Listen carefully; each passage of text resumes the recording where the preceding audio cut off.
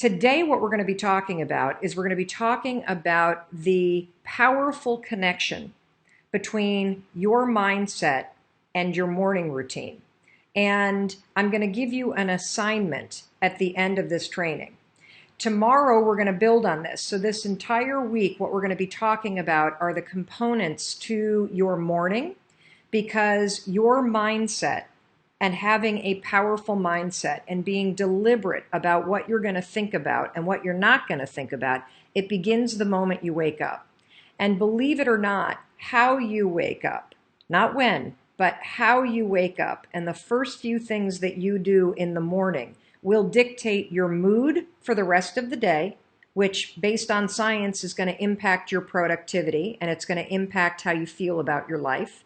And it will also impact your mindset for the rest of the day. And that's why now that we've done in days 1, 2, 3, 4, and 5, we've done foundational training. You've learned a tremendous amount about how your brain works, about your default network, about how to be a deliberate thinker. You've spotted your limiting beliefs. You've learned how to think this, not that. You've started the skill and the practice of the skill. Remember, it's a process, not an event, to be a positive thinker. You've started practicing catching your limiting beliefs and swapping from that default way of viewing the world and thinking about yourself and choosing deliberate thoughts. Now let's talk about physical habits that you can adopt that are very simple, that will be life-changing, because they will impact your ability to be in control of what you're thinking and to be deliberate. And that begins with how you wake up. So let me talk about the morning.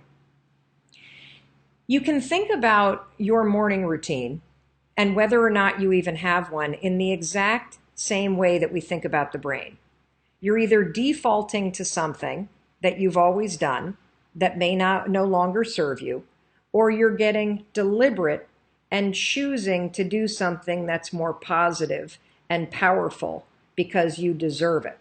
And that starts with your morning routine. So if you're the kind of person where the alarm goes off and you hit the snooze, and then the alarm goes off again and you hit the snooze, and eventually you roll out of bed and you step into your day and you maybe drink a big dark cup of coffee and you skip breakfast and you skip exercise and you're tired. If that's how you start your day, your mindset is going to be impacted by that. If your alarm goes off and you immediately reach for your phone and you start scrolling through Instagram while you're in bed and looking at Facebook, and you are putting all kinds of stuff in your brain that triggers FOMO, that triggers insecurity, that triggers anxiety, that is going to impact your mindset for the rest of the day.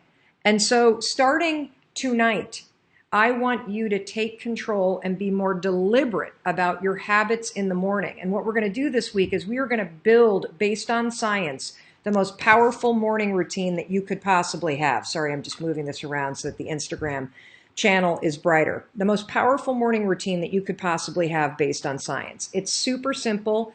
It will help you become a more deliberate and positive thinker. And I'm going to walk you through step by step. And you're going to be doing this with more than 230,000 people around the world. So what is the assignment tonight? The assignment tonight is very simple, and you're going to hate it. You're totally able to do this, and most of you are not going to. You're going to let your limiting beliefs and your default mode of thinking stop you from making this simple change. And the thing that I want you to do tonight, this is your assignment. This smartphone right here, I don't want it anywhere near your bedroom. Your assignment is when you go to bed tonight, you are to plug your smartphone in outside of your bedroom. If you live in a studio apartment, put it on the other side of the room. I don't want this phone anywhere near where you sleep. And there's a simple reason why. You're addicted to it. And if it's next to you while you're sleeping, as soon as you wake up, without even thinking, the default mode of your brain will mindlessly reach for this, and you will lie in bed and you will look at your phone. And when you do that, you are putting in garbage into your brain before you even get out of bed. If you wake up anxious, if you wake up overwhelmed, if you wake up feeling like you're losing some imaginary race, if you wake up and you feel dread, if you wake up and feel negative or exhausted, I'm telling you, this is the reason why. And if you want to have a positive mindset this year, and you deserve to, then you also have to get very deliberate about your habits and about your morning routine in particular, because how you wake up matters. How you wake up determines your mood. How you wake up determines on your phone. Hold on, IG is pausing a lot. Hold on a second. Let's see here. Yikes. All right, hold on a second, IG. I'm getting a lot of, let's get on Wi-Fi. Rendezvous. Let's see if that works. Looks like I'm on. Let's go back to Instagram. Okay, let's see if that works. Is that better, Mandy? Thank you for your patience, by the way. Normally, our streams are not as spotty, but when we started this program, I knew that I was going to be traveling 24 out of the 35 days that we're broadcasting live, and tech can be a challenge. And so for those of you that have been hanging in there on Instagram, if it's spotty, jump over to Facebook Live, jump over to YouTube, jump over to Twitter. We're streaming on all 4 platforms at once. And we will also email you a link to this video, which is one of the reasons why, if you haven't yet, sign up for melrobbins.com/mindset reset, because we curate all this information for you and we tee it up for you every day. So thank you for your patience as I am broadcasting from my parents' place. My mother's 70th birthday is tomorrow. And for those of you that are just tuning in because the stream has been dicey, we're talking about the powerful connection between your mindset and your morning routine. In fact, I would say it's not even powerful, it's critical. You cannot have a positive, in control mindset if you don't have control of your mornings. And it makes a lot of sense from a common sense standpoint, right?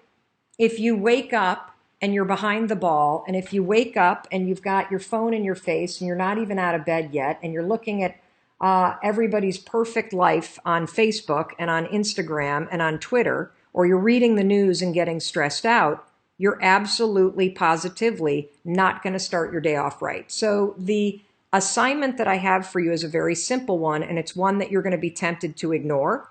Do not ignore this. Tonight, when you go to bed, you are to put your phone as far away from your bed as you possibly can. If you have a bedroom, get your phone charging outside of your bedroom. Turn the vibration off, and you can turn the ringer on.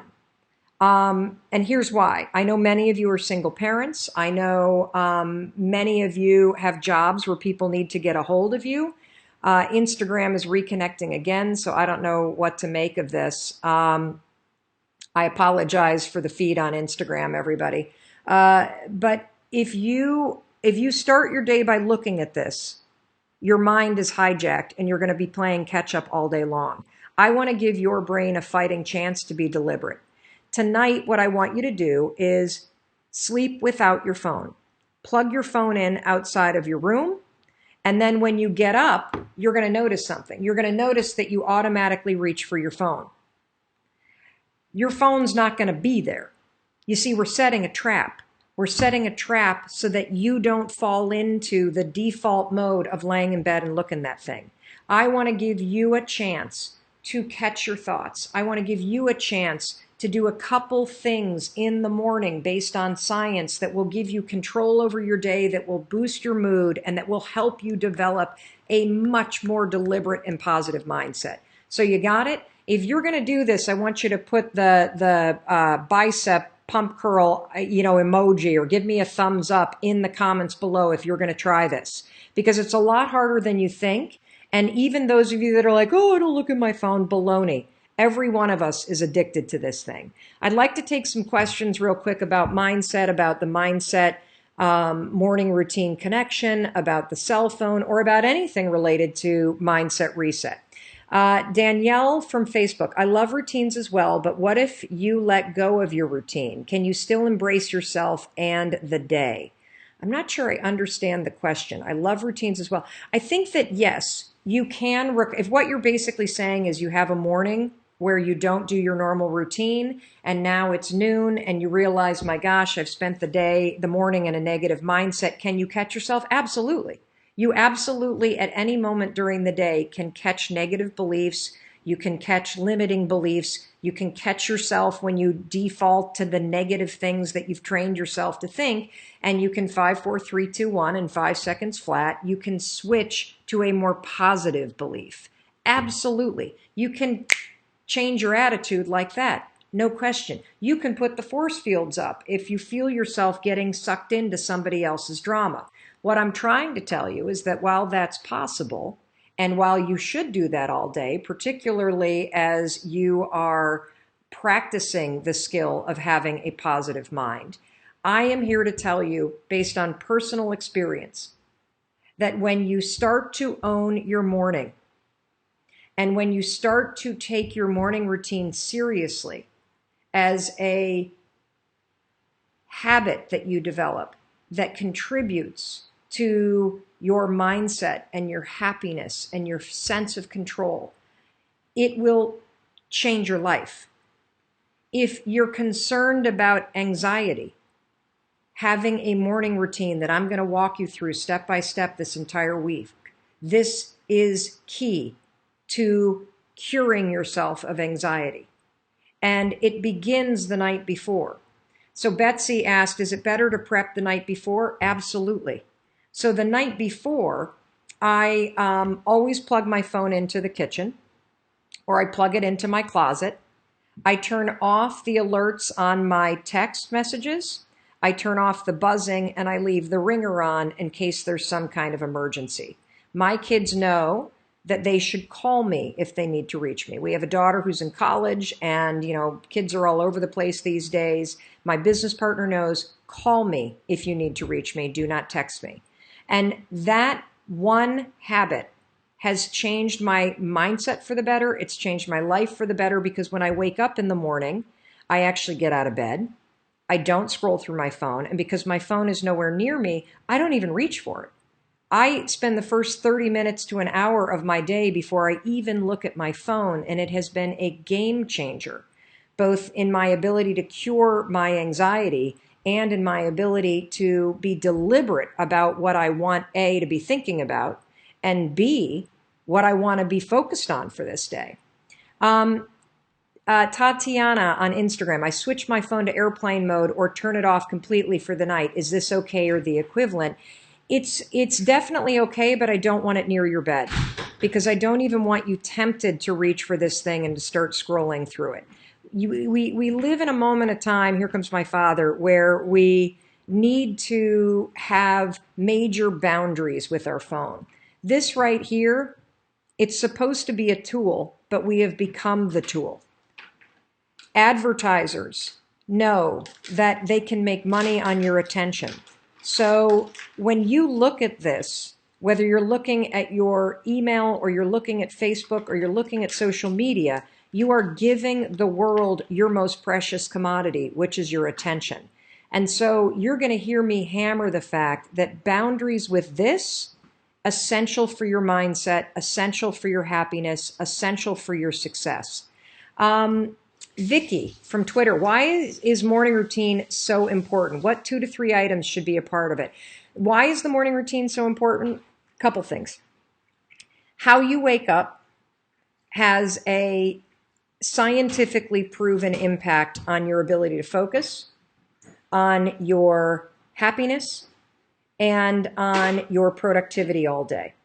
This is not something I've made up. This is well-established research. And I'm going to be explaining it to you in bite-sized pieces all week long. And so to preview it, we're going to be talking about this tomorrow morning. The 2 to 3 pieces of it are, for me, I wake up when the alarm goes off. And I'm going to explain the science why the snooze alarm is horrendous for your productivity. It actually impacts the way that your brain functions when you do it. We'll explain that in a training this week.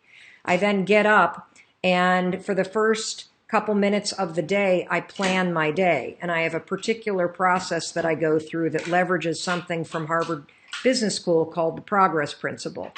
I have a mindfulness practice. That could be anything that you want. It could be gratitude journaling. It could be meditation. It could be 5 slow, deep breaths. It could be taking your dog outside for a walk. And then on mornings when I can, I have a micro exercise practice where I do planks for 5 minutes, or I do something to get my blood pumping on the mornings that I can. I do all that before I ever even look at my phone, because I put myself and my mindset first deliberately before I ever allow the world access to my mind. You do not want anybody to have access to what's going on up here until you've gotten deliberate about what you're thinking about first.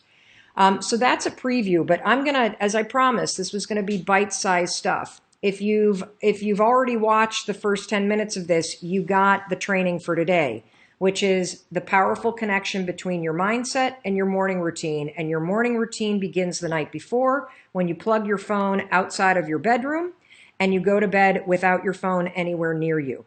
The other reason why that's important is we know based on research that the blue light on these things impacts your ability to fall into a deep sleep.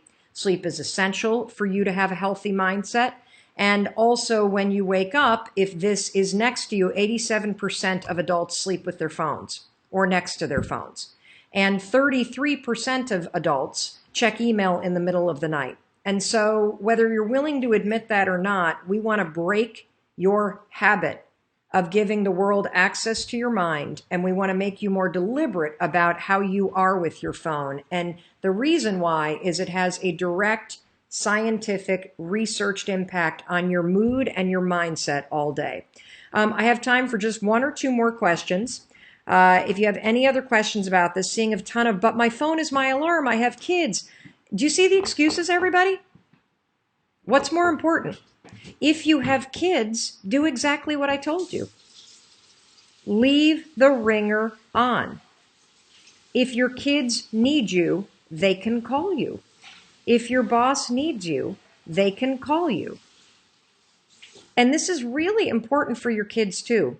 You know, there's a lot of research about kids and phones and how they're hugely addicted.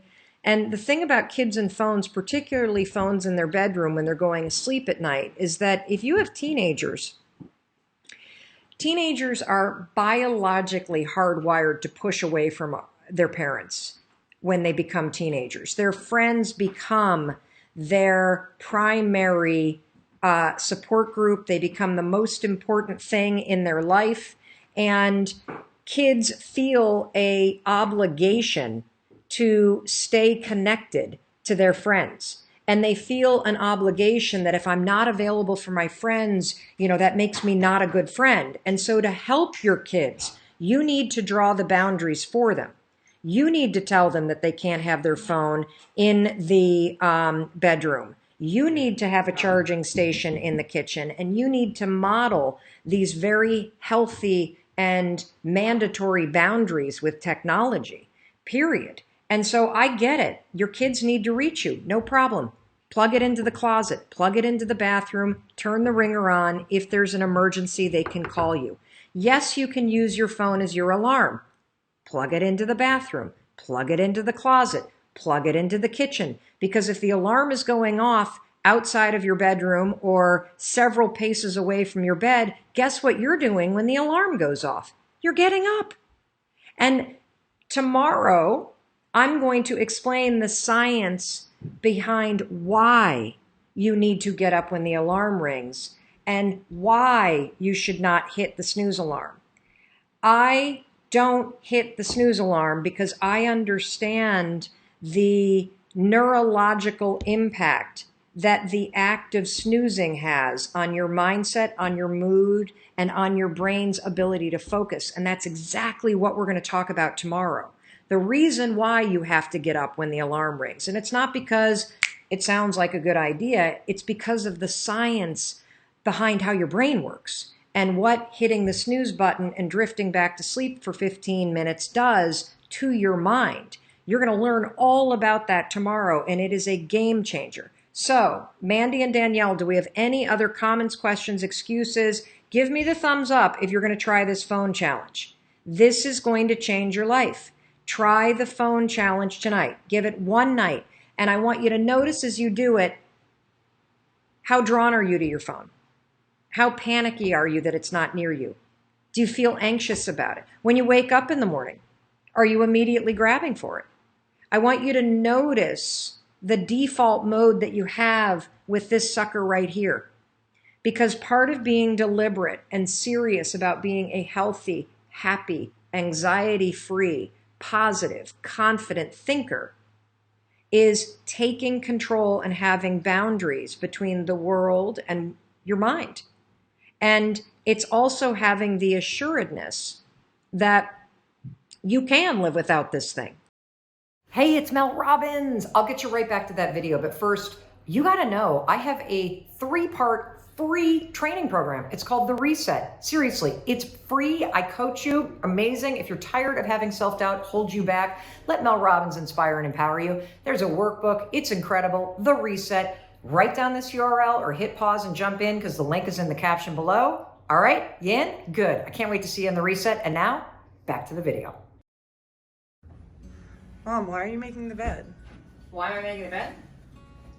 Well, I'm making the bed even though we're checking out of the hotel this morning, because every single morning I have the same simple morning routine, Ken. I get up when the alarm rings, I get moving, I get my exercise clothes on, I move my body, I then journal, do a brain dump, I make my bed, and even though we're checking out of the hotel, it's so important to keep to your routine, because the key to changing your life is change your daily habits. The way that you start to change the big things is you change the small things. Make tiny, teeny promises to yourself and then keep them. So I have a promise to wake up and get up for myself. For years and years and years, I would get up to make the school bus. I would get up for school. I would get up because my mom was telling me to. I would get up because I had to get to work. I would get up to get my kids to school. Today, I get out of bed when the alarm rings for myself. I make the bed as a gift to myself. Now, normally when I'm home, the gift is I get to come back to a nicely made bed and I have a beautiful place to lay down and dream. It's also a gift because I start my day by completing something. But it's also a gift, even though I'm checking out of this hotel this morning, because I am building the foundation for all change, which is consistency. So here's how you can put this into practice. Think about what you want your morning routine to be. Come up with just one promise you're going to make to yourself. Is it going to be to get up when the alarm rings? Is it going to be to make your bed? Let's start with making your bed. Tomorrow morning, you're going to wake up and you're going to make a promise that you're going to make your bed for yourself. Do it every morning and you are building the habit of consistency.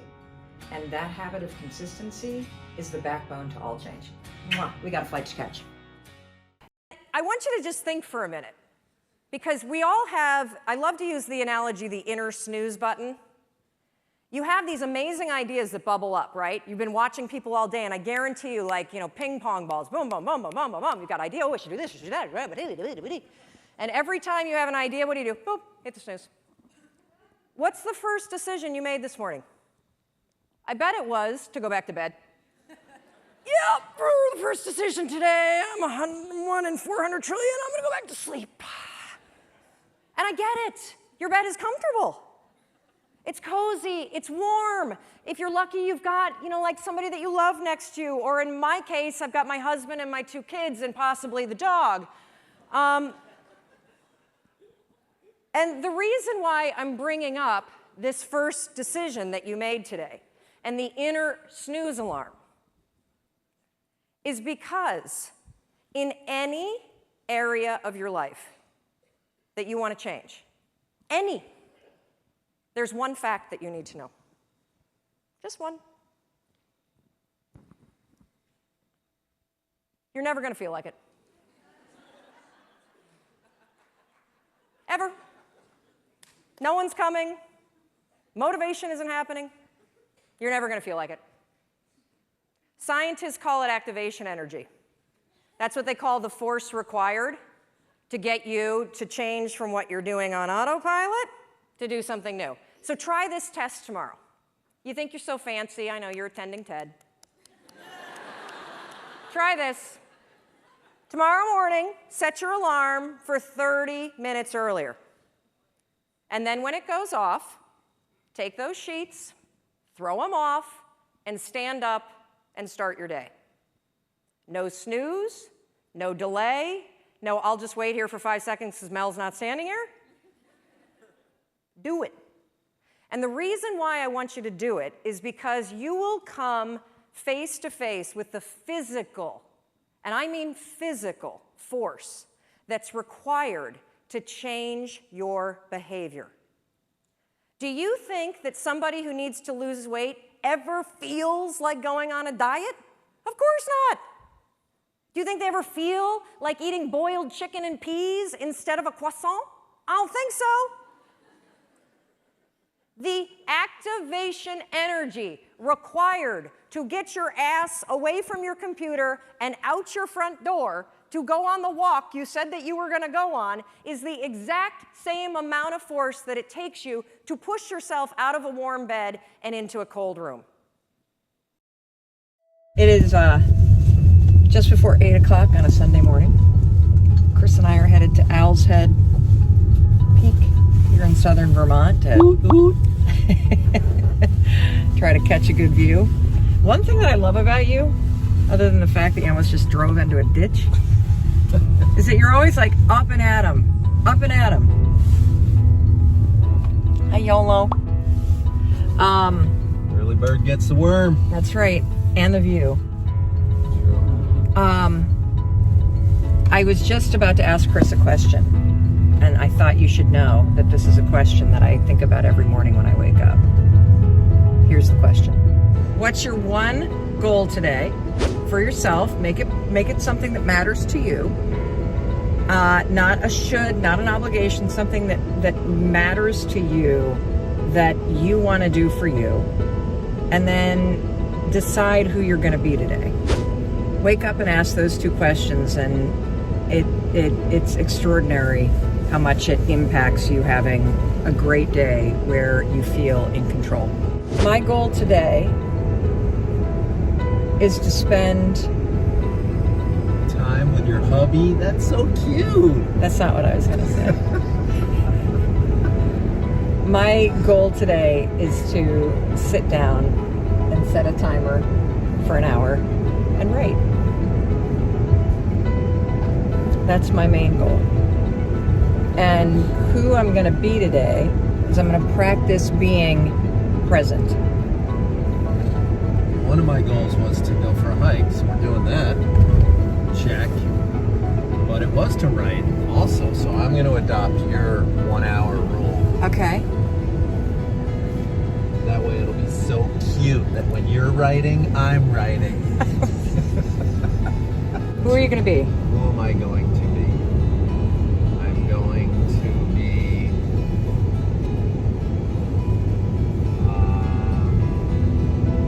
joyful.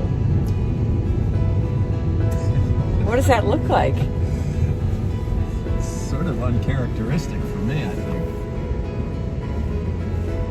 Well, I think you're inwardly happy and joyful, but not outwardly expressive of it. You're very contemplative. So let me quiet. rephrase. I will be celebratory, to use your Ooh, words. that's good. Will you please watch the road?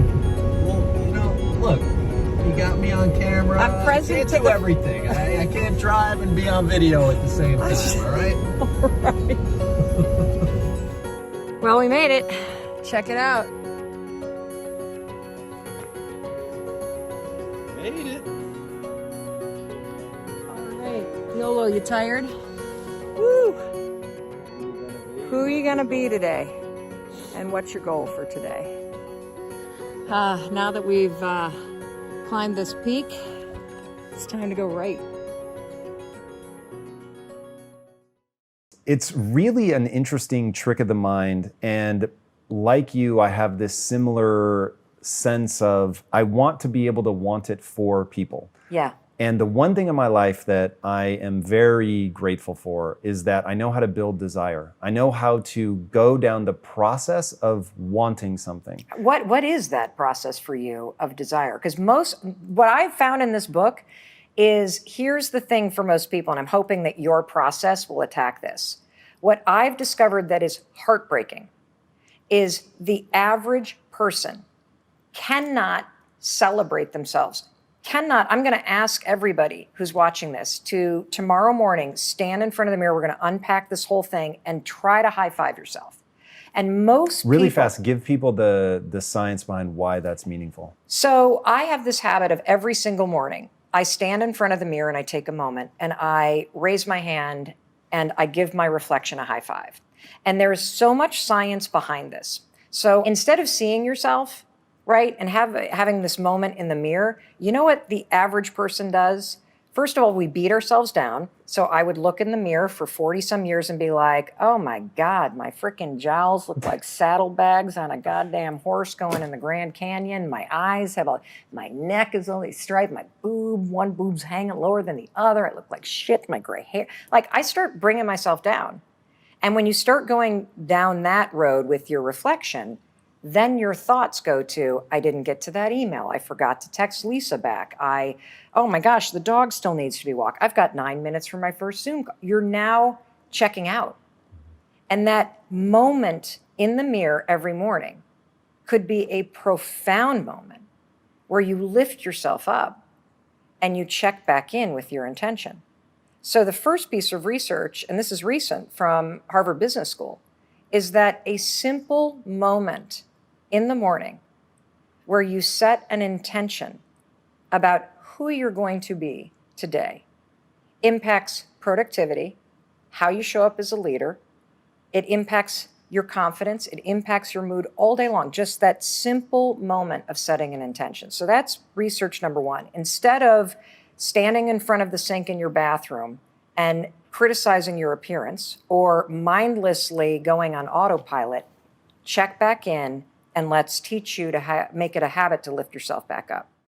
I hope you guys enjoyed this episode brought to you by our sponsors at Athletic Greens. To receive a free 1-year supply of vitamin D and 5 free travel packs with your first purchase, visit athleticgreens.com/impact theory.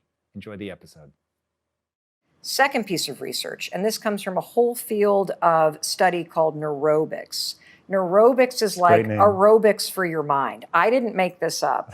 This is literally, you can speed up the development of new neural pathways by marrying physical activity with a change in thought.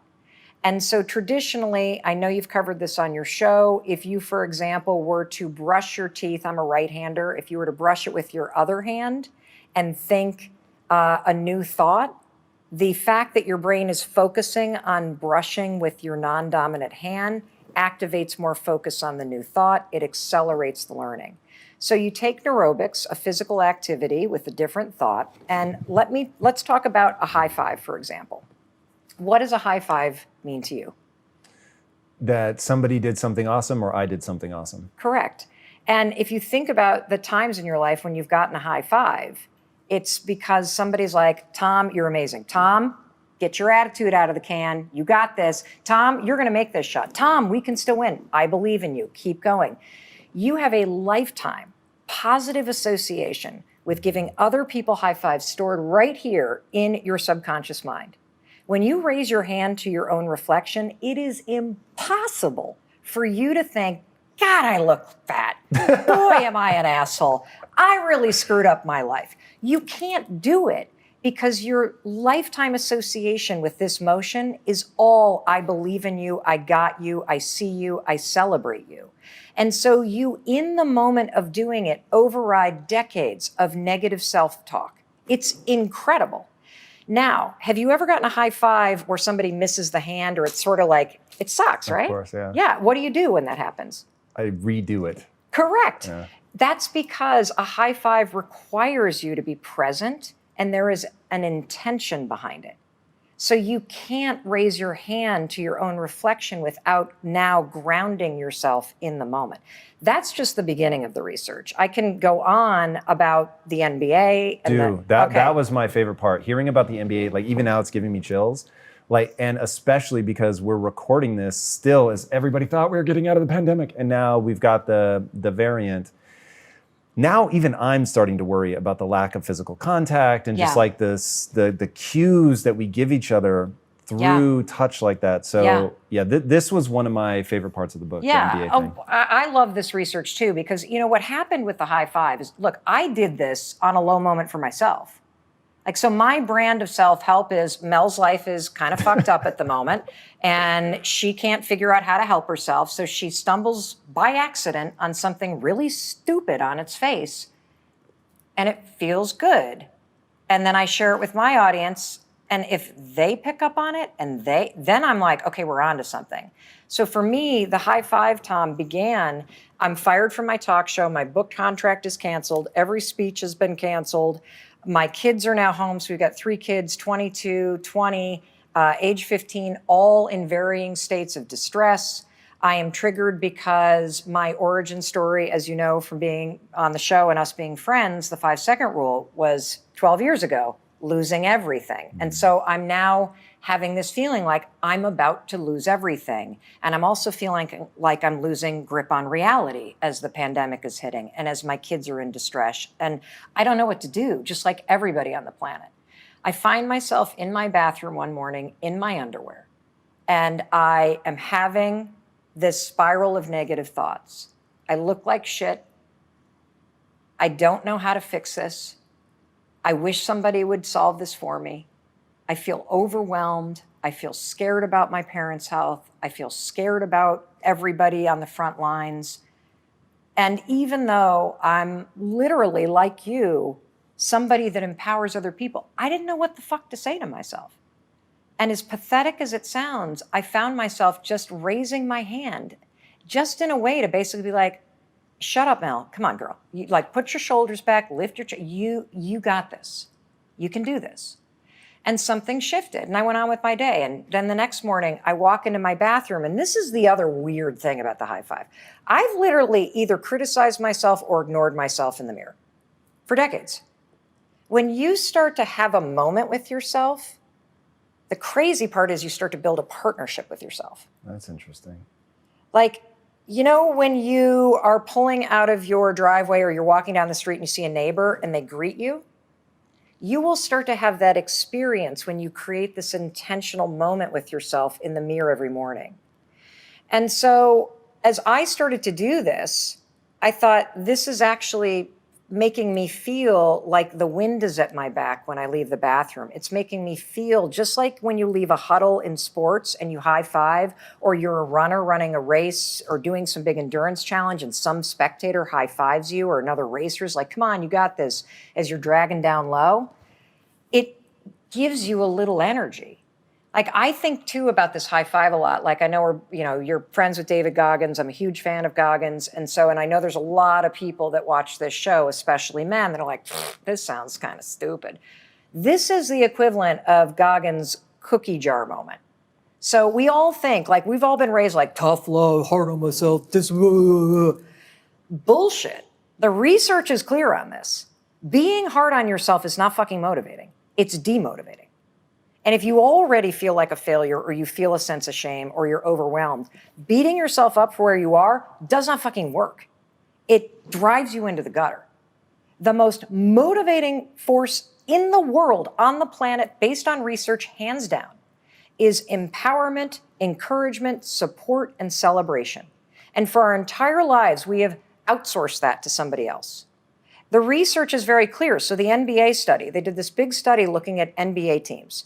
And they could predict in the study who was going to be in the championship rounds based on, in the preseason, what teams had the most high fives, fist bumps, and back pats. Why? Because those kind of gestures create partnership and trust. And I'm here to tell you, when you start doing it in the mirror, you're creating partnership and trust with yourself.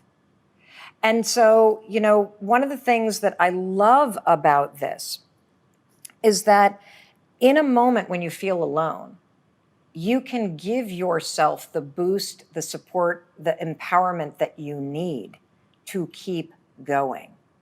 And here's another piece of research that's also like, holy cow. You're a big proponent of the growth mindset. You guys talk about it all the time on this show, right? So researchers wanted to know, what is the most empowering way to motivate kids through a really big challenge, okay? They divide the kids into 3 groups. This takes the marshmallow test to a whole nother level. You got one group of kids that are doing a challenging task and they're getting the fixed mindset praise, which we all know does not work. Oh, Tom, you're so smart. Oh, Tom, I love your glasses. That's going to help you. Oh, Tom, you got a great smile. Oh, Tom, I just love so much about you. I know you can do this. So that's one group. The second group gets the growth mindset kind of praise. Tom, you are such a hard worker. Tom, your perseverance is unbelievable. Tom, you just keep going. That does better, obviously, than telling you that you're smart because it makes you motivated to work hard. The third group, they just got a simple high five. The researchers didn't even say anything to the kids. They just walked up, gave them a high five. The group of kids that got a simple high five outperformed, outworked through all of the challenges, all of the other forms of praise. Why? Because a high five is something deeper than praise. It fulfills your most fundamental needs as a human being. When somebody high fives you, you feel seen, you feel heard, and you feel like somebody has acknowledged you for the unique person that you are. Let's just talk for a second about the things that go viral. You can always find going viral a teacher standing outside of a classroom doing what? Greeting kids with individual handshakes. And we see that and we're like, oh, that's amazing. Why?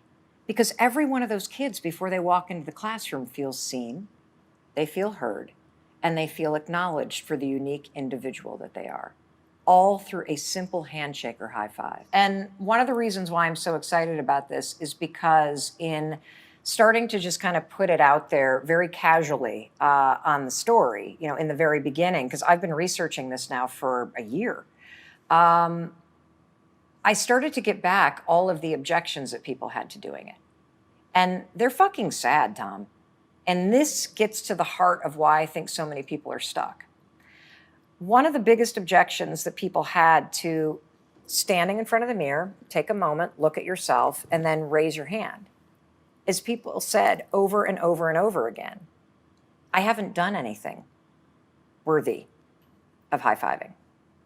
High-fiving feels like a celebration. I don't have the number on the scale that I want. I don't like my bank account. I don't enjoy what I do for a living. I've made a shitload of mistakes. I'm struggling with trauma. I don't have anything to celebrate. And what I realized is people are making a fundamental mistake. You are withholding the very support, empowerment, and celebration that you need to change and to do the hard work and to face the things that you're scared of. And that's why you're not changing. This is so interesting. So I'm going to push you on this. I'm super curious because one of the things I love about you is you're so blunt and honest about, hey, if you want to have self-worth, you have to do things that you think are worthy. I'm a huge proponent of that. And yet I do recognize that you have to let yourself off the hook to really get started. So how do you help people anchor on something? Is it just, hey, it's the fucking neurochemistry of the situation, you have to do it? Yeah, pretty much. Because if you can't stand in front of the mirror and raise your hand and high five yourself just because you got your ass out of bed and you're breathing, you will never get what you want in life, ever. There is something in the resistance to it. And if you unpack the resistance, you will find the reason why you don't have what you want. You either think you're not worthy of it, or you think that it's kind of stupid, or you have been brought up to believe that for women in particular, you're going to be bitchy or selfish or not likable if you're celebrating yourself. There is something in the resistance to you simply cheering for yourself. So talk to the person though that, so as of right now, they really believe the world has shown them that they aren't worthy. It's not like they question it. They know it to be true. Yeah. How do you help people? Because I recognize that as a lie, or even if it's true, it's useless. Right. But how do you help people out of that moment? So the first thing that I would say is, how is treating yourself as if you're unworthy helping you? Like, let's just get strategic and common sense about it. Is the negative shit you're saying and the support that you're withholding helping you feel better? If it's not, try this.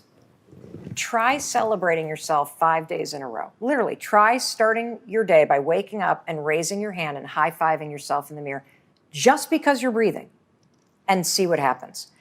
We have a woman that wrote to us who's in a domestic violence shelter. Oof.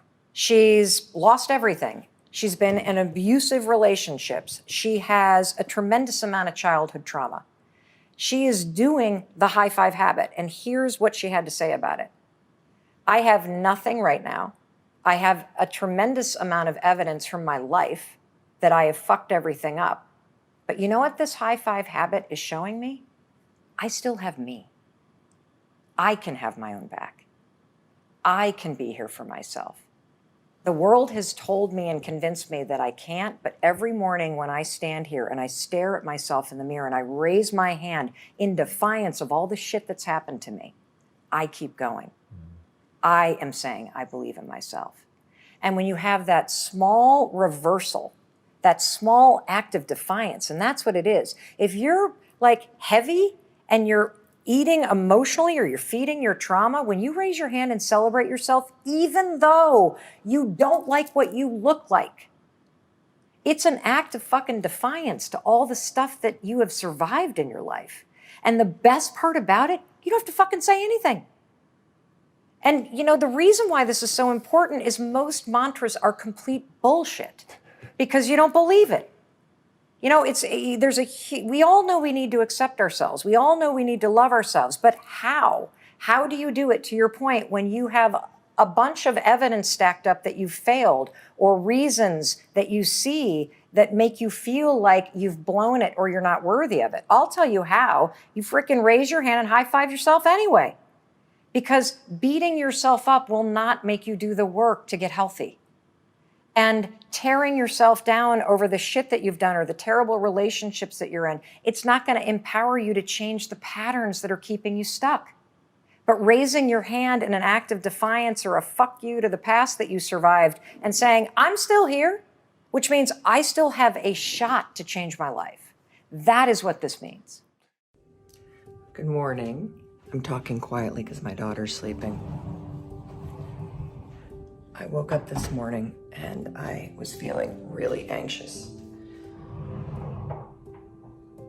And what that means for me is the second that I wake up, my heart is racing. And I start feeling like something's wrong. And I know this feeling because I've had anxiety for decades. It doesn't come around that much anymore, but when it does, oof, it takes me right back. So I wanted to just grab the phone and show you what I do when I wake up feeling anxious. First of all, rule number 1, do not, under any circumstances, lay in bed if you wake up and you feel anxious about something. You have got to use the 5-second rule, 5, 4, 3, 2, 1. Get up, get out of bed, get moving, because if you can get up, you can get going. If you can get going, you can get dressed. If you can get dressed, you can move your body. If you can move your body, you can then move your emotions. If you can move your emotions, you can then move your mind. If you can move your mind, you can move your mood. So one thing leads to another. Number 1, get up. But rule number 2 is remind yourself that you're okay. Talk back to the anxiety. Why was I feeling anxious? Well, I was feeling a little anxious because I'm out here in Los Angeles to move our daughter back into her sophomore year of college. And I'm gonna miss her. I'm flying home today and I'm just sad. I'm sad that I'm leaving her. And all goodbyes, all transitions always bring up this sort of fear and this unsteadiness in me, because your anxiety is gonna get worse if you allow yourself to keep thinking the negative thought. I just kept saying, I'm safe, she's safe, we're okay. It's okay to be sad. You're gonna see her in a couple months. And the anxiety started to disappear. 3rd step, I want you to get your exercise clothes on. That's right, once you get up and you get going, get your exercise clothes on. The next thing you're going to do, make your bed. I'm going to do that as soon as I'm done making this video. She's still sleeping. I'll still make my side of the bed even though she's in that bed, because I make my bed for myself. It's a little promise I keep. When I make my bed, I give myself a gift because I will be lying down in it, and it has gives me a beautiful place to dream tonight. And even though I'm in a hotel right now, I'm still going to make my bed because it's a habit. And habits are really amazing patterns to create in your life. And the thing about a good habit is it creates a solid foundation for you. So by making the bed, I am showing myself that the pattern that I normally go through is right here, even in a moment of anxiety. Now, what am I going to do after I'm going to move my body? Now, I don't have a yoga mat in this hotel room. That's all right. I'm going to come right over here to this wood floor, and I'm going to do some yoga right here, because moving my body moves the anxiety out. And then I'm going to sit down and I'm going to move my mind. And this is the final thing. The way that I move my mind is I typically use the 5-second journal. But this morning, the way I'm going to move my mind is I'm going to do a brain dump, and I'm just going to pull out a piece of paper. It doesn't have to be fancy. I'm probably going to use this piece of paper right here. And I'm going to write down every single thing that is on my mind. You don't have to let anxiety hijack you. You can meet those moments, whether those moments are moments when you wake up first thing in the morning and you feel anxious like I did this morning here in Los Angeles, or whether it's anxiety that comes at night, or the anxiety that sort of is your companion right now during the day. Anxiety is a normal part of life, and by having a simple process for meeting it and not reacting to it, but responding to it, you will see a profound difference in your ability to move through your life and face the roadblocks and obstacles that life throws at you, and just keep rolling down the highway. It's an amazing skill. I have studied morning routines, journaling methods, the science of productivity. It has taken me 3 years to figure out the perfect morning routine journaling method. It takes me less than 5 minutes. Less than 5 minutes. Each prompt in the journaling method is backed by science. It is designed to make your mindset more powerful. It's designed to give you control. It's designed to leverage the world's most powerful research around focus and around happiness. And literally, it takes you less than 5 minutes. I'm going to walk you through step by step this week the science behind each one of the prompts. I invite you to print this out. I invite you to go to the 5-second journal and look at the science. And I invite you to think about what's working for you so you can create a morning routine that really empowers your mindset. Because I don't want you to wake up in the morning and immediately let the world in. You're under siege all day long from the world, from your friends, from your work, from your emails, from your social media, from the television, from the 24-hour news cycle.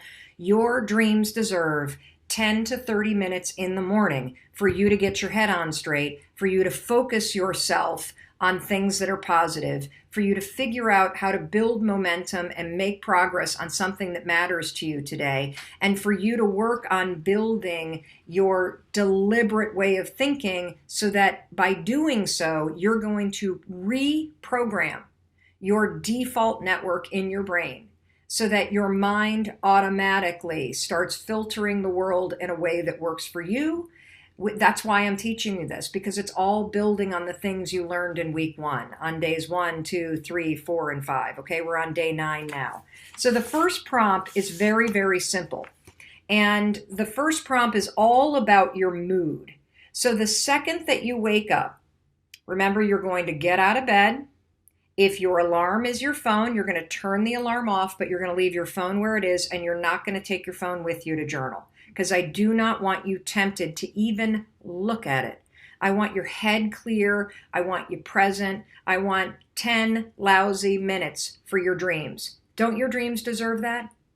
Doesn't your sanity and your happiness and your sense of control deserve 10 lousy minutes in the morning? Of course it does. So the first thing I want you to think about is your mood.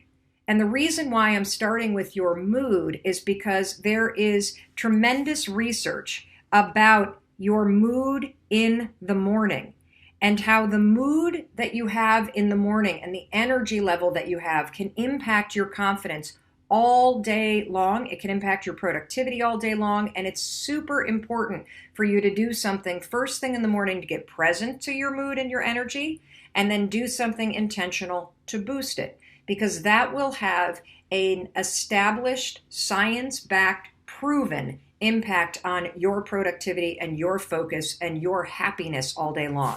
So there's a very simple prompt at the top. It just is, how do I feel? This is your inner compass. This is how you read your energy.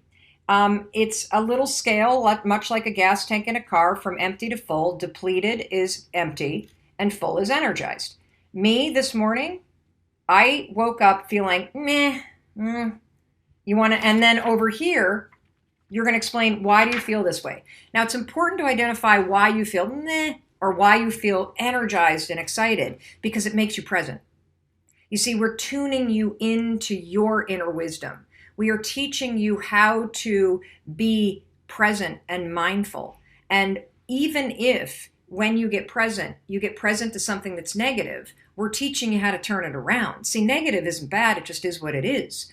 When you recognize that you woke up and you're feeling, meh, which is how I felt this morning, now that you're present to it, you've got the power to get deliberate and shift it. So why did I wake up and go, meh? I'll tell you why. Because there was some woman in the room next to me who was awake at 4:15 this morning, yapping to the person next to her. They weren't, doing anything that I hate hearing in a hotel room, other people through the wall, if you know what I mean. I'm keeping this family friendly.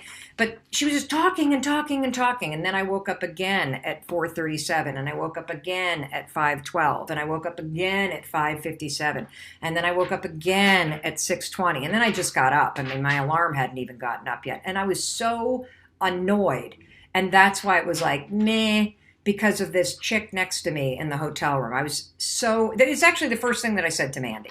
So I wrote down, I feel this way because I kept getting interrupted in my sleep and woken up by this person, and that bothered me. And the other reason why I feel meh is my neck kind of hurts. Sleeping in so many hotel beds, it's been lousy for my 50-year-old neck. So now the next thing that you're going to do, how long did that take? 5 seconds. 5 seconds to circle this, 5 seconds to explain why. Now the next one, most important. To feel more energized, I can. We want to boost your mood in the morning. It takes 5 seconds to think about it. So I wrote down, I'm going to get up and exercise. So my business partner, Mandy, and I, we schlepped our way to a Soul Cycle class, a 45-minute spin class here. It was, I'm not in spin shape. That's what I learned this morning. But let me tell you, it boosted my energy. So in just those 3 5-second questions, I have leveraged very profound and powerful science around mood to take control of my mindset. I could have easily in my old life woken up, been interrupted by some woman next door to me in the hotel all night long, been annoyed about it, carried that like, I didn't get enough sleep, all through my entire day. All through my entire day. How many of you have done that? You got a lousy night's sleep, or somebody interrupted you when you're sleeping in a hotel, like what happened to me, or the dog barked and had to go out at 3 o'clock in the morning, or maybe one of your kids came home after a night of partying and then you were upset and you had to deal with that. And then you went back. And so you wake up and your mood is lousy. And then all day long, you basically make one moment where you wake up in a bad mood become a bad day. You're not going to do that anymore. That's the power of a mindset reset, and that's why you're going to start with mood when you wake up. The importance of your morning routine. We have already covered the science around the way that your brain works. We have already discussed how you have a default network of neurons and neural pathways in your brain that filter the world. They allow what comes in and what comes out. We've talked about limiting beliefs. We've trained you on the power of being a deliberate thinker. We've trained you on how you think this instead of thinking that when you have very negative beliefs. And now we're in the portion of the program where we're talking about the power of your morning routine. Why is a morning routine critical for your mindset? The reason why your morning routine is critical for your mindset is a couple reasons. Number one, Let's just think common sense. If you wake up and you feel horrible and you're in a bad mood and you pick up your phone or you turn on the news and the first inbound information that hits your brain is negative, or it triggers something in you emotionally that is negative, you are starting your day off on the wrong foot. And you might even have a habit that if you wake up and the day begins as a bad day, that you then spend the rest of your day convincing yourself that this entire day is a bad day.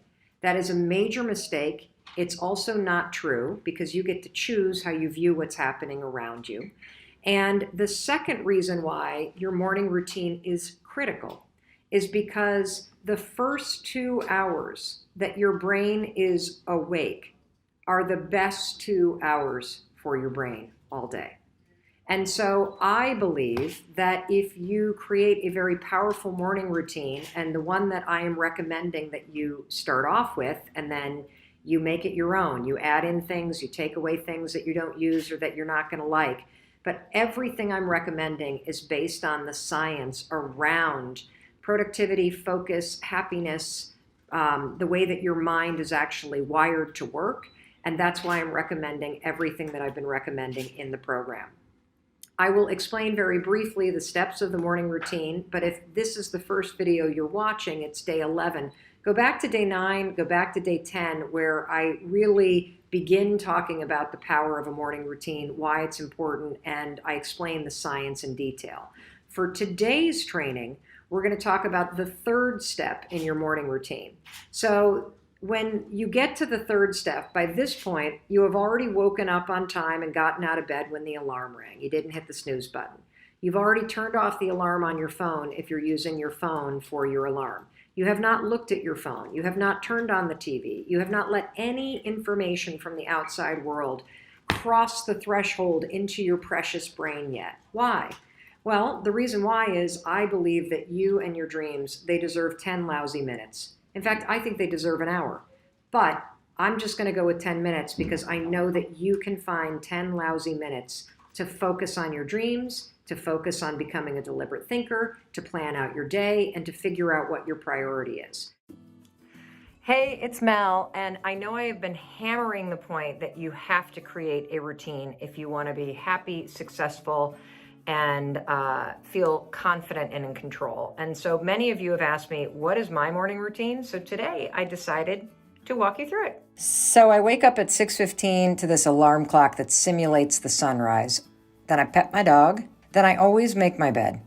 This is a really important tip. So the night before you are going to sleep, lay out your exercise clothes, because when you see them in the morning, it acts like a trigger in your mind to remind you of your promised exercise. And even though I get dressed, I don't feel like exercising. Here's another pro tip. I program my mind to be positive all day, and I practice gratitude while brushing my teeth. I brush with my non-dominant hand, which is the hand that you normally don't write with. So I brush my teeth with my left hand because I'm a righty. And then as I am brushing my teeth with my left hand, I have to pay attention because it's not really a natural thing to do. And as I'm paying attention, I have my gratitude practice where I think about what I'm grateful for. I love it when the spring flowers are coming up. We've turned our family room into a gym, and I have tagged a bunch of the classes and instructors that I love for you to check out. Oh, gotta go to the bathroom. Oh, there's Chris. Now let's get started with the class. Braxton, here we go. Oh, forgot my water bottle. I have terrible ADD. It is true. What do I put in my water bottle? Baraka. Holly Jacobs from Sony Pictures Television. I love you for introducing me to this. Kind of hard to exercise when you have a puppy, but makes you grateful. What do I eat for breakfast? Either a smoothie or eggs from the chickens across the street. And I'm telling you right now, your morning routine is everything. So get up early and find time for yourself. So there you have it. That's my typical morning routine, and it never fails. Every morning that I stick to my routine, I have a much more powerful day.